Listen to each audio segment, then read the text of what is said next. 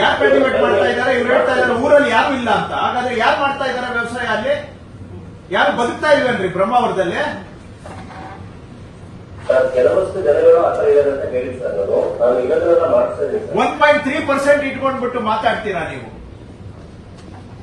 ಯಾರು ಇಲ್ವೇನ್ರಿ ಬ್ರಹ್ಮಾವರ ತಾಲೂಕಲ್ಲಿ? ಏನು ಜನ ವಾಸ ಮಾಡ್ತಾ ಇಲ್ವೇನ್ರಿ? ಆ department of economic statistics phone ಮಾಡಿ ತಗೊಳ್ರಿ, ಎಷ್ಟು ಜನ ವಾಸ ಇದ್ದಾರೆ ನೋಡೋಣ. ಅವರೆಲ್ಲ ಯಾರು? ಹಾಗಾದ್ರೆ they should all B aliens. ಹಾಗಾದ್ರೆ ಏನ್ ಬಾಯಿದೆ ಅಂತ ಅದ್ ಏನ್ ಮಾತಾಡ್ತಿರ್ತೀವಿ ಅಸಂಬದ್ಧವಾಗಿ. 1.24%, 3 ಅಲ್ಲ.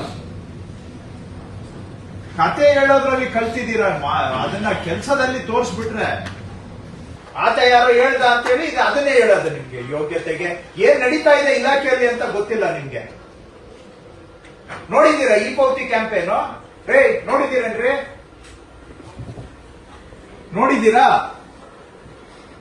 ಉತ್ತರ ಕೊಡ್ರಿ ಈಗೇನಾದ್ರು.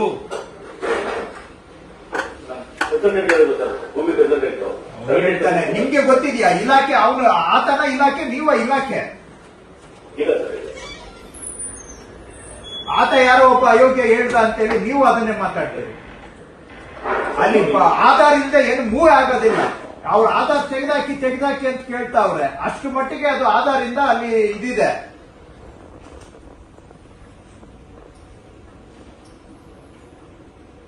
ಅಯೋಗ್ಯರ ಉತ್ತರ ಕೊಡ್ತೀರಾ?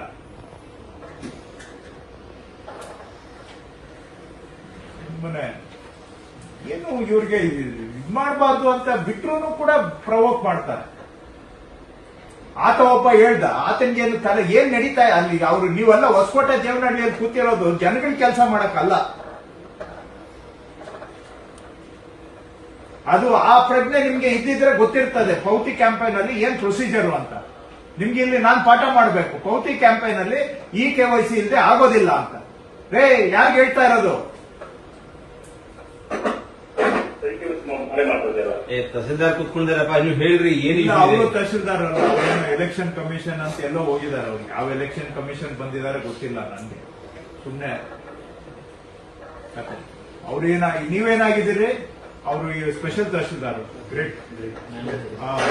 ಬೆಂಗಳೂರಿಂದ ಅಲ್ಲಿ ಇಲ್ಲ ಇದೆ ಇವರು ತಹಸೀಲ್ದಾರ್.